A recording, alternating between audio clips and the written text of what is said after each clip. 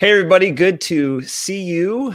Or I guess it's good for you to see us if you're watching. Thanks for tuning in and listening. I'm with Roy, our CEO. Um, and we have a special guest today. Jenn Hook is with us. And Jenn is the founder and executive director of Replanted, which is a ministry that empowers the church to support adoptive and foster families. I just found this out, she is a Canadian who lives in Dallas with her husband and her kids. So Jenn, thanks for joining us today. We really appreciate you being on the Yeah. podcast. Thanks for having me. It's great to be with you. And Roy, thanks for joining us too. It's actually been a while since I've been on, so it is good to be back too. You've been a man about town or the country. Roy, I think, was in Atlanta last week when we were recording. Right, Atlanta? Yeah. Yeah, I was actually at a fatherhood summit, so that was really cool here in the U.S. So yeah, but it's good to be back, James. Nice. Great. Well, Jenn is joining us. I guess, Roy, you can start. How did you meet Jenn? Tell us just about how you guys got connected and how she ended up here on our show. Well, it really is Replanted. We have our post-adoption support person here, Amber, who's has been on the podcast before. Yep. And Amber is super engaged with Replanted through her sister, and I got to meet one of. I don't know how the whole staffing thing works, Jenn, but I got to meet Eric Powell in Omaha at their Replanted kind of launch at a church in Omaha, and Jenn was there, and that's when I met Jenn and her. I think it was newborn at that time. Yeah. I mean, it looked like super tiny and beautiful. Yeah. But that's how Jenn and I met. Was just it seems like just a few months ago in Omaha at their kind of launch for Replanted in Omaha. So that's where Jenn and I met and heard about her book, and I've have gone through it, and then we ran into each other at CAFO at the CAFO conference and saw Eric there as well. So yeah, that's kind of our quick backstory of how we've gotten connected. Yeah. Great. Absolutely. Well, we'll get into maybe Jenn's book here in a little bit, but Jenn, just tell us about yourself and Replanted. Maybe give us kind of a high level picture of who you guys are, your mission, and all that. Yeah, absolutely. Well, first I'll start with, I used to work as a therapist in the foster care system in the state of Illinois after I graduated from grad school.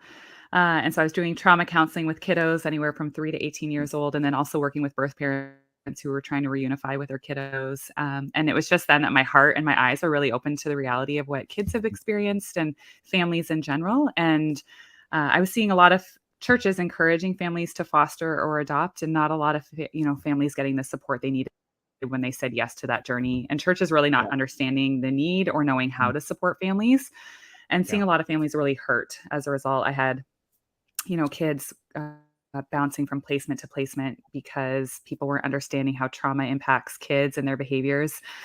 Really beautiful, well-intentioned parents, just feeling totally ill-equipped and unsupported. And then just there's so many complexities to the journey. It's not your average parenting gig. You might be navigating birth parent relationships and how to talk to your child about their story. You might be a transracial family. There's a lot that's going on.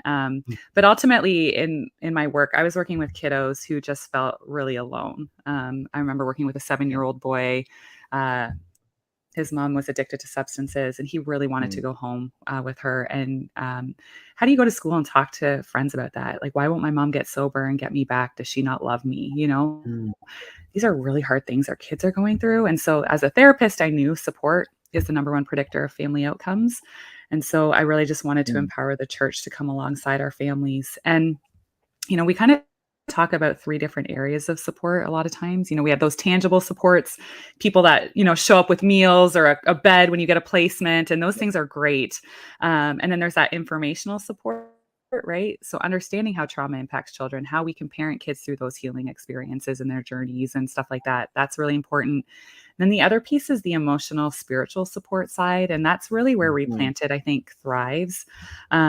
If you think about one of the hardest experiences you've ever gone through, something really painful in your life, my husband and I, we had a few miscarriages in our journey and things like that, and just really painful experiences. If you think about what you needed during those times, the meals and the flowers, those were great, but the people that show up and just are a space where you can cry and talk and share your heart in real vulnerable ways, that's really what we needed. And that's what we create with Replanted. So we sought to provide that post-placement support to kids and to parents. And so we started launching support groups or small groups to connect people in relationship where you can say, same here. I know what you're going through. I'm going to hold up your arms right now while you're going through this. And for kids to be able to connect around those shared experiences as well. And so we've just sought to create this really safe, sacred experience for people where they can find community, where they don't have to justify what they're feeling, what they're going through. It's a judgment-free zone. Come as you are, and our goal really is that not only is it relationship, but our goal is that anyone that comes to a Replanted event or participates in a Replanted group leaves feeling more supported, encouraged, and closer to Jesus. And that's really what our heart is about as well. A lot of our families are going through experiences where there's no quick fix. We're in it for the long haul. Might be a really long road. But in that 2-hour time, come be authentic, share the reality and the hardness of your story, but also let's try to bring you hope and bring you closer to Jesus in that reality as well. So that's what Replanted does. We do small groups. So we help build small groups wherever groups don't exist and people want to bring one. And then we also host a national conference as well. I don't actually like the word conference because I think it's more like a retreat meets a conference. We have the education and you'll get the trauma-informed resources. You're raising kids with fetal alcohol spectrum disorders. We've got you covered, transracial families, all that stuff. We cover that content, but it's really about connection and community and no way experiences is what we like to call them. And so you'll get a same here paddle. We'll share testimonies. We'll amplify voices of adoptees, foster alum, birth parents. We're going to, throw beach balls with no way gifts, gift cards and fun things. We're going to bring in pampering services so you can get a massage or a haircut because no parents have time for that. So we do fun little things. And that's Eric's role actually too, Roy. Eric's our conference director. And he brought Replanted groups to Omaha, which has been really cool. So yeah, it's just been fun to see the way God is like connecting everyone and really wanting to show up for families that are fostering or adopting. That's awesome. I need to go to one of those conferences just for retreat, just for the massage. That sounds awesome. I love that. I love that. And I also love hearing how people get into the field. And so, you kind of mentioned like your eyes were open when you were a therapist, but I'm just curious, what made you want to be a therapist? Like, I know how I got into, I kind of accidentally stumbled into this field, but what got you interested to say, yeah, I want to be a therapist? Did you want to work with kids? Did you go in saying, I know I want to work with foster and adoptive families? Honestly, so I grew up on a dairy farm in rural Southern Ontario in Canada. No one in my family's ever gone to undergrad, let alone get like a post-secondary, like a master's or a PhD. So this is super, honestly, I remember when I was in high school and thinking about going to college, I didn't know what the word professor meant. I didn't know what it meant to declare like a degree. Like it was just so foreign to my family. And so I was really I had no idea what I was doing. How did I get into it? I played sports a lot, and I had some coaches and mentors that really saw something in me that I didn't see in myself that really encouraged me to go to school and to get a master's degree. And so I just started taking psychology classes as a minor, and then realized like, oh, I really like this. And so I decided to make that my major.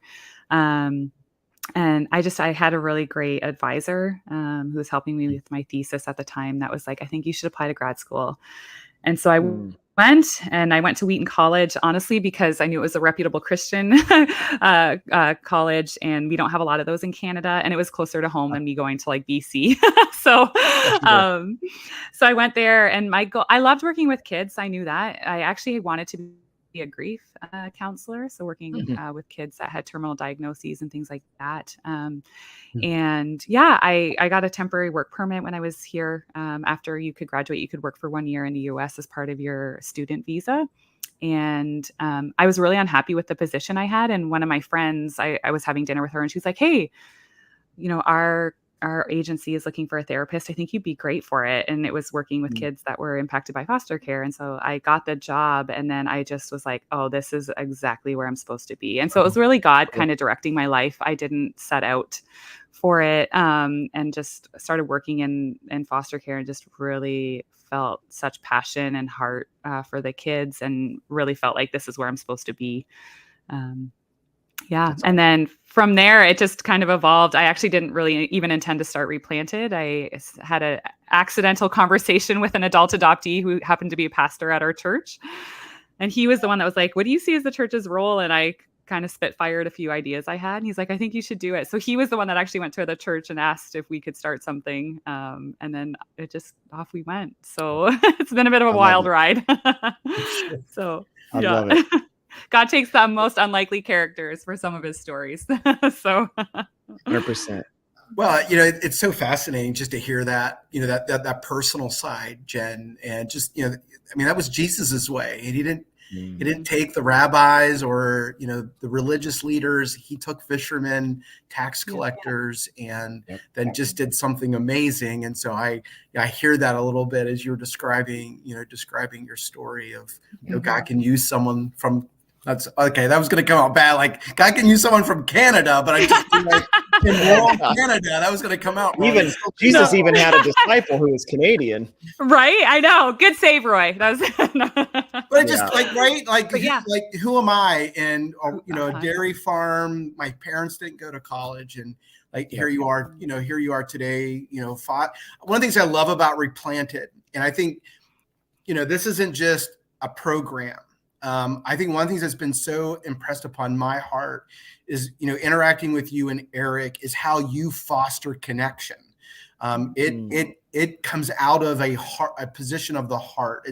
It's not a job at all. You could tell very clearly, this is a calling that you have, and it's not to elevate you. It is to elevate others. It's to build up others. It's to strengthen community, but I would say it's to foster connection. And I've seen that from both you and Eric, and I hear such great things about the conference. And so this conversation really validates that for me, just on that personal level, but to hear that larger heart and picture, I see that, which is great. Well, thanks for saying that. I appreciate it. Yeah, I honestly, when I was working as a therapist in foster care and all the kiddos that came into my counseling room, honestly, this is all for them. My life was changed by them sharing their stories and their vulnerability and just navigating their healing process. And so for me, it just felt like their voice mattered, and we needed to really shift and come alongside kids. I would go into schools and churches even that just felt like, we can't meet the needs of these kids. They can't come, or they're getting suspended on a regular basis. And I'm like, no, these kids are precious and they've been through really hard things. And if we can understand that, and I really feel like Jesus he's cheering for all of us, for our healing, for support, for encouragement, and so, I just felt like the church should really be the arms and, the hands and feet of Jesus, saying like, we love you so much. We're going to do what it takes to support your family and meet your needs. And so that's really what we wanted to do with Replanted. And also too, right. Like I'm not a foster adoptive parent. I think this is also the funny part of God's story, right? Like when I started Replanted, I was a single 28-year-old woman, like what experience do I have? But I also saw so many families like, Jason Johnson I really admire his work. And he always says like, not everyone's called to foster adopt, but we're all called to do something. Can this be your something? And I felt that, like, I saw a lot of my parents really tired, right? And they're advocating again and again for their child, a lot of times of falling on deaf ears, and to say like, hey, I see you and I hear what's happening and I'm going to help you do something about that. I think this, for anyone that's listening, that's not a foster adoptive parent, you can still play a very significant role in supporting families. It doesn't disqualify you in any way. It actually makes you probably more qualified because you might have bandwidth that a lot of families don't have to help provide that support. So. So let's kind of double click. Go ahead, Roy. Well, yeah. So I just feel like this is a good segue. So if you haven't, this is Jenn's book, Thriving Families. You wrote it with your husband. It's a great resource. So I highly recommend it. Something you wrote in the back, and I think it's a good segue into some of our next conversations, but I think it's a nice, just something we were just talking about. You wrote in here, even when things seem to not be going any better, stay engaged. In my work as a therapist, it often seemed like the healing process was 2 steps forward and 2 steps backward. Sometimes it was 2 steps forward and 1 step backward, and we would have a small celebration of our progress. Other times it was 1 step forward and 2 steps backward. and I would get discouraged, wondering whether all our work was for nothing. If this describes your situation, stick with it. God doesn't promise us a particular outcome or a particular timeline. I love that, by the way, because it's so true. We don't know what is around the corner or what the future will bring for ourselves or our children, but God does promise to be with us. And then a paragraph later, and this really is what we were just talking about. In addition to having Jesus with us, we also need a community of people around us. We can't do the adoption or foster care parenting journey alone. It's too difficult and too unique of an experience. We need people around us who understand our situation. I love this, and who can give us grace. We need someone who can give us a hug or bring us a casserole when we need it. And I think just, again, I think, one, go buy the book, right? I'll plug this for you because it is really good. But I think you really do an incredible job of capturing the personal journey of those who venture into this space, who say yes to that call that's been placed upon your life. I think you give it its proper perspective, that it's not, it's got its highs and it's got its lows. We can't put a timeline to it. We can't say this is the outcome I want to that. I think anyone going into that is going to find that is a false expectation. But I love the fact that we all play a role in that. And so I think it's just, this is just what you were talking about. Yeah, absolutely. Yeah, I think too, when I was working as a therapist, I would sit down with parents and kiddos, right? And, any child impacted by foster care adoption has experienced loss and trauma. There's kind of those obvious traumas that kids may have experienced, but separation and loss of birth family, their community, friends, like there's a lot of loss that kids experience. And to think that wouldn't impact them in pretty significant ways, is it kind of diminishes then the experience that kids have been through. And so kids are having a very normal reaction to a very hard experience. And hard doesn't mean bad. These kids are precious, but goodness, I couldn't imagine working through half of what the kids that I worked with have gone through, And I think sometimes communities or support systems, and even sometimes parents think like, okay, well, the kids are in this safe, loving environment. This, now it'll be a linear progression, right? And that's kind of sometimes what we have this like unrealistic expectation, because that's not reality. And a lot of times too, kids might know they're safe, but they don't feel safe, or they feel safe, but their brain hasn't caught up to that reality as well. Right. So, for me, a lot of that too is like trauma understanding, right? Like we know that trauma impacts the brain. And so we're really like rewiring a child's brain, and that healing is not going to be a smooth process. It takes time. Well, and this is what I really appreciate what you talked about then, what the church's role, because I think even from a church's perspective, we want that linear progression. And then when it's uncomfortable, you've heard the stories, I've seen the stories, I've heard the stories of people who are no longer feel welcomed at their church. And like, if one of our church leaders hears that, like I'm just going to say it, you're doing ministry wrong. If the one thing that Jesus did is he leaned into the uncomfortable. He leaned into the pain and the hurt of our world. I mean, we're all testimonies of him leaning into our painful, hurtful, sinful story and is redeeming that. And so if children who are going through that, or families that are going through that, like they don't feel welcomed in our church, we're doing it wrong. We're missing the point of that. And I think you're absolutely right. And so, but I agree. Some of that is that false understanding of what healing looks like, of what progression should look like, as these children have been through loss and trauma and that. So I think that's such a great perspective. I think your book really tackles that really well, but obviously we're talking about it here on the podcast as well. So yeah. And I honestly too, I like to share this like analogy. If you were a soldier and you went to war and you were in a combat zone and you were hearing gunshots on a regular basis and you drop to the ground, right? Your survival instinct kicks in, and that's what you do. Every time you hear gunfire, you protect yourself, you drop to the ground, right? Now, when you come back to the US and you go to Target, you get a jug of milk, you're walking back to your car, and you hear a car backfire, what are you going to do? You're going to drop to the ground, right? Like you're safe in the Target parking lot, but that doesn't matter. Your survival instinct kicks on. And that survival instinct is so fast. It kicks on before the other rational part of your brain can, because survival is, it's top. Right. And so that happens with our kids, right? Just because they're in a safe situation now doesn't mean that their wiring of their brain has changed in any way. And that can take a long time. There can be a very disjointed reality when that happens. And I think that's what's confusing for parents, right? Especially parents that are working with kids that are in foster care, right? Well, they're in a safe situation now, and it's like that doesn't turn off that part of the brain. It takes a long time of intentional relational parenting to help heal that. Yeah. And then just, obviously, again, all the complexities too, right? Like kids wanting to go home, seeing their birth parents one time a week, and when they want to see them all the time for some kids, right? Like this is hard. There's constant like heavy emotions that are being experienced on a regular basis for kids in foster care, and that's just really challenging, right? And so parents, for us, like you guys know the statistic, right? 50% of foster parents quit after year one. That should not be happening. And I think the church can play a really big role in saying, we love you, we're coming alongside you and your family.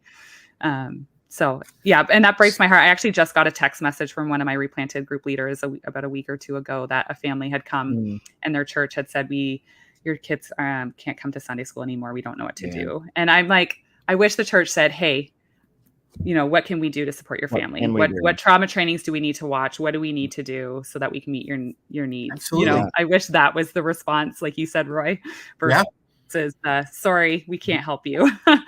So let's talk a little bit about that. What, from your work, what are those areas where the church can really step up / you need to learn this / you need to not say this, it could be anything, but what are the one or two, 3 areas where like, hey, this is where churches really struggle. And so if a minister's listening, pastor, lay leader, listen, I want you to know this.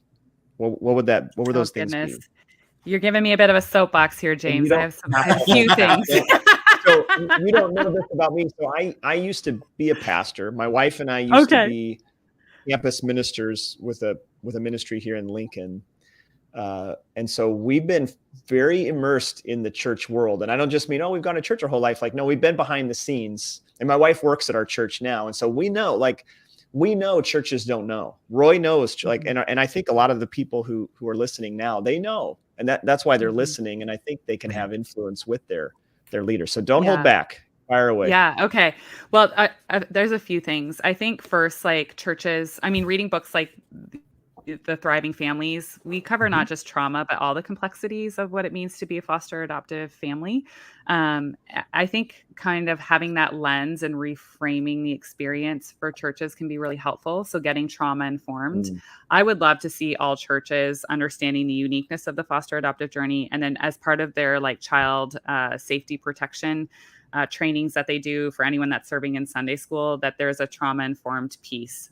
How do we help decrease anxiety and things that maybe trigger our kiddos? How do we meet their needs? How do we de-escalate behavioral issues? How do we see them as precious kids, but help them to thrive in their Sunday school classrooms or with groups of kids? So I think if churches could do that at minimum, that would be immensely helpful. And it would be such an act of love to our families, to be honest, because so many foster and adoptive families, they're already in isolation. They're not getting invited to birthday parties when their kids have extreme behaviors, right? So they go to church as like their one last little bit of community. And then if they get that door shut, like that's really hurtful to a family. And so if churches can say like, no, we see you and we're going to become trauma informed and we're going to do our piece, that would be huge.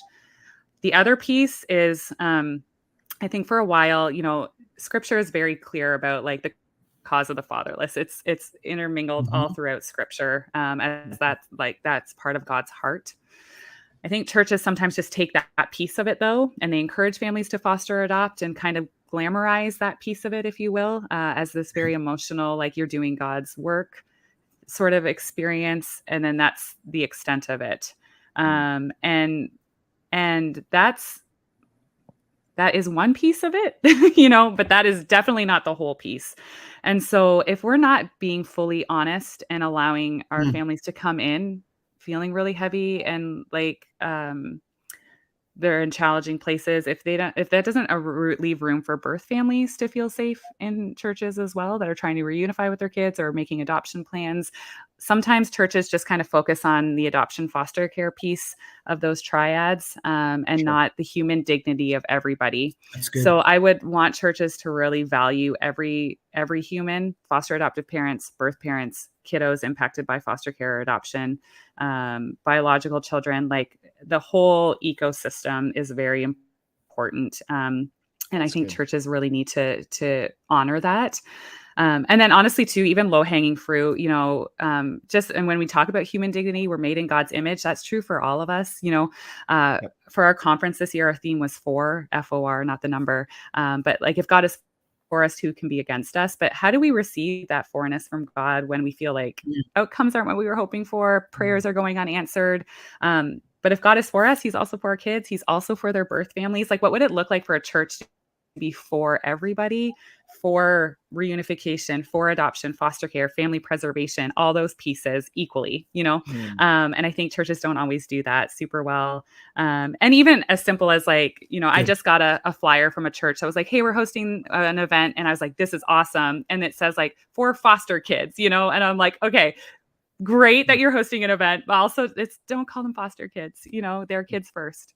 And so, kids through foster care, impacted by foster care, whatever it might be, but the foster should not be in front of any verbiage that way, So things like that, to just really become informed, listening to all the voices, like churches, you probably have parents in your congregation and kids who are in the adoption foster care journey, or birth parents. Like, sit down with them and learn from them, come with a lot of grace and humility, and say like, hey, we've probably not supported you well. Like, what could we do? I think when churches can do that well and get informed, they can really love families well. I think the other piece is too, sometimes churches want to support, but they don't know how. And there's really great organizations that are doing some good work that you can learn from or model or partner with. But whatever you decide to do, start small and make sure you do it consistently over time. I think one thing that is hurtful, and I've heard this from people, is like, their church wanted to do something, they started it, realized they couldn't sustain it, and then it vanished. And that's really hurtful when those become lifelines for families and support vanishes. It's kind of another reminder, like, our story and our journey is too big for the church to handle. So, I think a lot of churches are very well intentioned. And I think if they can understand that, like, the support is real, this is a unique journey, it's not your average parenting gig, that the church is a really great space to love families well. That's good. I don't think that was too soapboxy, Jen. Okay. Not at all. And I will say, Roy, that first thing, the first thing you mentioned, Jen, about children's ministries being trauma informed. If only there was an organization in Nebraska that was going to be doing that next year. Intent, we will be. So you can wait, for those listening, you can watch out for that early 2024. But awesome. I love that. And I think it gets at that last part. Churches love to make everything a program. And so then when the program is either underfunded, understaffed, people don't show up, we think, well, we're going to scrap it. We're never going to do that again. But if it's not really a part of the lifeblood of your congregation, if it's not just who you are as a church, it's like, well, that's not going to happen, because programs come and go. And if staff don't want to show up and people don't show up, you just say, well, that didn't work, so we're not going to do it. And we won't have those support nights, those fun nights, those family nights, whatever. Well, that's not how life doesn't work by programs, right? It works by relationships. And so I think that's a big problem in churches that want to do something, but they have tunnel vision. Like, oh, this is how we do church. It's like, that's not going to work. Yeah. And honestly too, that's kind of where we stepped in as Replanted. One of our hearts was, when we started Replanted, we said, we want this to be like a ministry for the church, capital C.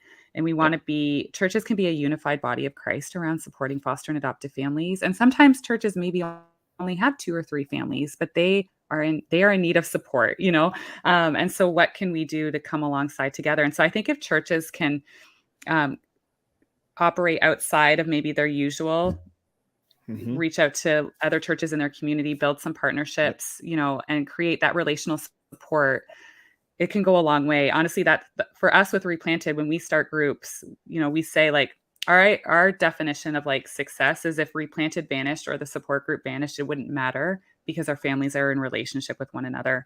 And that's the testimony we get a lot is families get connected. They go to different churches, they find each other, and they're all best friends now. They're going to each other's birthday parties. And I hear those testimonies a lot. Like my kids found their best friends at their Replanted group, like that's, cool. You can provide some context for a relationship in that way. And churches can really show up. And I think that should be the church, like where people can come in at their messiest selves and feel fully loved and receive the grace of God, and yeah, that's my hope, is that the church would embody that in its fullness for families. And I would just say too, Jen, I mean, I think that's been part of, our evolution too as an organization, that first and foremost, we're not here to advance Christian Heritage's kingdom. We are first and foremost to advance his kingdom.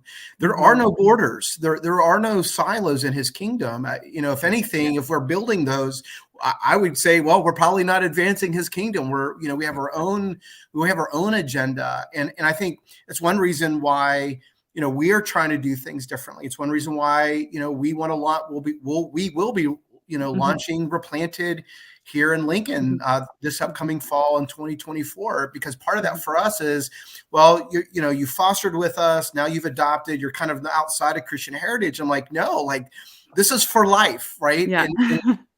And if at any point, right, again, this goes to me for felt safety.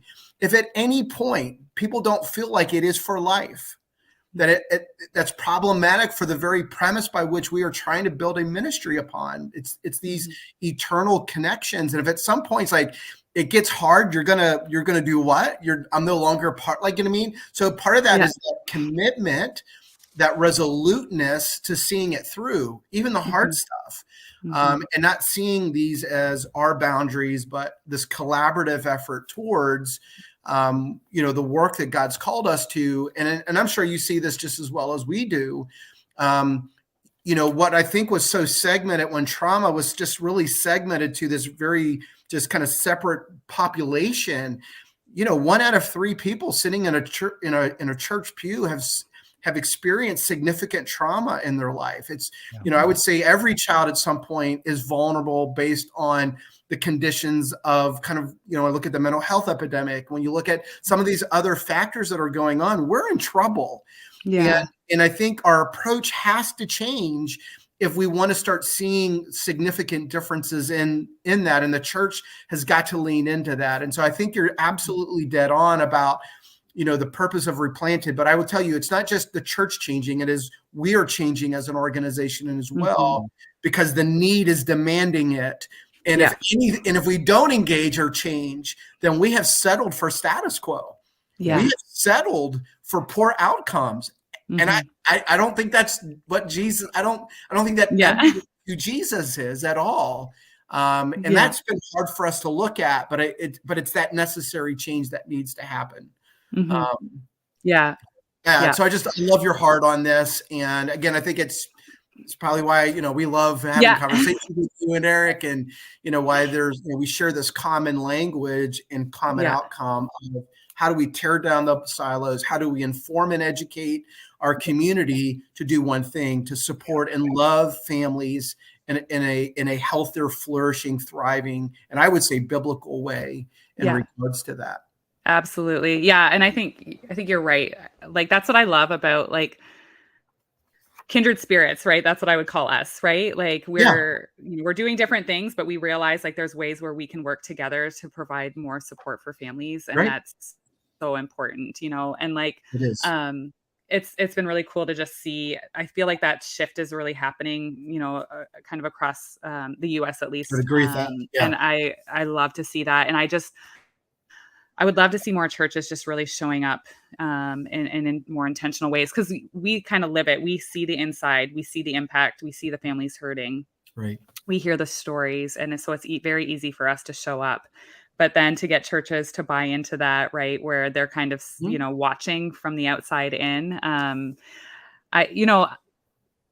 that's something that's important. I think we've had families come to our groups before. I remember a group launched in North Carolina, and the very first meeting, there was a woman that came and said, I'm thinking about relinquishing my parental rights of my 13-year-old daughter. I don't think I can do this anymore. She was fearing for her safety, had to have knives, things locked up in her house, right?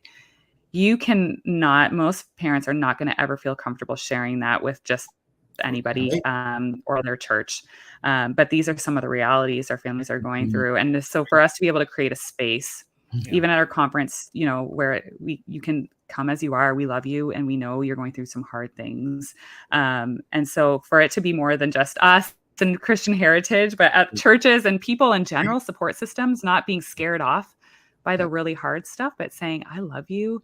What can I do for you? Even just we always talk about that scripture, Moses, Aaron, and Ur, right? When Moses' arms were lifted high, the Israelites were beating the Amalekites, but when his arms dropped, they wouldn't. And so what happened?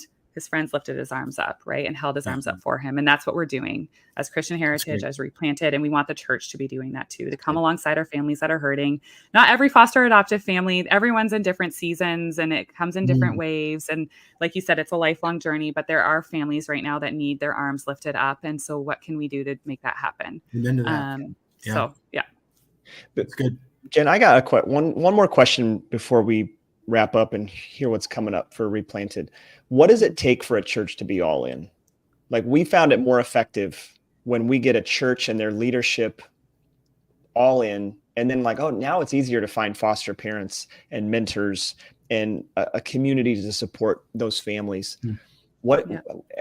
As you guys have worked with churches, what do you find that it takes for a church leadership, whether it's an elder board, a solo pastor, whatever it is, whatever their organization is, to say, this is going to be our thing. It's not going to be a program. It's going to be our thing. Yeah. Oh goodness. I would, first of all, I would just love that to be the case. Like, my heart, I don't know if I'll ever see it in my lifetime, but my heart has always been that a foster adoptive family would be like, there's too much support out there, like where there's an abundance of opportunities. What would it take for a church to be all in? I think to recognize that the foster adoptive journey is unique and it's hard, and that there is a really important role that the church needs to play. I think recognizing that first and foremost lends itself then to churches signing up and saying yes. I will say, honestly, I feel like the churches that are the most bought in are the ones that have a pastor who's fostered or adopted, because they understand the reality. And so I would say for the churches that maybe that's not the case, having like a senior pastor that's foster adopted, to sit down with people who have and really, really hear their stories and their realities, but don't stop there. Assess what your church is gifted at and use those gifts to meet a need. So I have one church we're partnered with where they're rich in volunteers. And so they're like, great, we are showing up at your conference. We can volunteer as mentors for the small group. I have some churches who are just gifted financially, and they're like, hey, we'll pay for the meals for this group, so assess what can your church do to be all in, but that all in is not for a season. It's a commitment you're making to families through your church. And so, it's not just this is the flavor of the month sort of thing, No, that's good. But I think a lot of times churches just don't recognize the uniqueness. I mean, honestly, too, just even, I think churches sometimes maybe feel like, oh, well, we're too small, or we don't have enough families, so there's nothing we can do. They figure out the ways that maybe that they would be disqualified from being able to provide support instead of the ways that they're gifted to provide the support. And so, I think just kind of assessing that is really, really helpful. And, I was hinting at this before, like, if churches are going to encourage families to foster, adopt, or recognize that there's a spiritual component to this as well, we need to look at it holistically. And then we also need to recognize the trauma piece. Like, families are navigating relationships with birth families and openness and adoption. That's complicated and can be hard, and goes in different waves. And there's so many other layers to it. So I think, I'd love churches to just really get informed. Go to the Replanted conference, go to CAFO Summit. There's some really great places to learn, to get informed, and then to decide what can we do from here. That's great. Well, I would add they need to start, as we roll out next year, we've been offering becoming a trauma responsive community to churches here in Lincoln and Omaha, Jen, and the response from churches has been really encouraging for us, remarkable. And so we are evolving to say, how do we meet the need? And so we definitely see churches responding to that and wanting to become educated and understanding the impacts of trauma. What's it mean to have a community of care? And so we are excited about what God is doing here in Lincoln, and I would say probably as well as in Omaha, and seeing the church respond to that. So we're encouraged.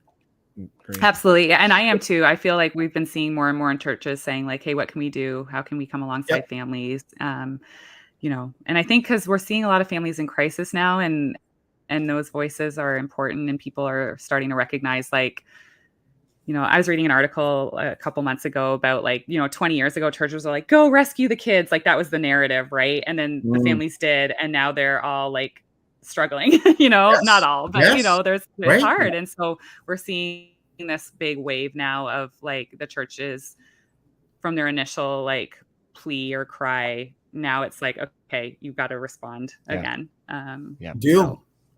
That's good. But I think the Jen, church is well equipped and passionate to do it. So I'm excited. I feel hopeful. Oh, 100%. Yeah. Agreed. So. Tell us what's coming up. Sorry, I interrupted you. Just tell us what's coming up. What are you excited about? How do we find Replanted if someone's interested in coming to a retreat? Yeah, absolutely. Yeah. So we have our conference coming up again on October 24th to 26th of this coming year. If you go to our website, replantedministry.org, you can get a very early bird discount for the event. And also too, like, I know not everyone's going to be able to come to Chicago. That's where we host it. Our heart is to also empower local communities to provide support. So if you're a church or an organization that's listening to, we simulcast this conference to locations because frankly, it just doesn't make sense for someone from Omaha to fly to Chicago to get support when maybe a church could host it and create support in their community. And so there's opportunities to do that as well. Our conference is highly interactive. Like I said, we do same here paddles. We do stuff with glow stick prayer. It's really, really beautiful experience. We send those interactive elements to you so that your audience feels like they're right there with us in Chicago. We work closely with you. Eric's doing an awesome job. But we really want this to be a partnership with churches and organizations to provide that support. And we just take away, some of the barriers to providing that. So you don't have to reinvent the wheel. We give you the experience and you can build from it as well, which is really cool. And then, we are always launching Replanted groups around the country too, where support doesn't exist. If you're an individual and want to launch a group, if you're a church or an organization that wants to create a bigger support network with groups that are safe places for families and kids to come, we help with that. So we're getting ready to launch some more groups for the fall. We're excited to partner with Christian Heritage in that endeavor as well. I'm really excited about that and just the more support in Nebraska, which will be really cool. So yeah, we're keeping busy, but it's been really cool. Yeah, our heartbeat has always been partnering with like-minded organizations and churches and people that just want to support families well and do it with the love of Jesus. And so that's what we're doing. So that's great. Awesome. Yeah. Well, Jen, thanks so much. This has been incredible. We'll have to have you on again. Yeah. Thanks for having me. I really appreciate it. It's good to chat with you guys. Great. Yeah. Thanks. Well, thanks everybody for listening, for tuning in. I hope you enjoyed it. We'll see you next time.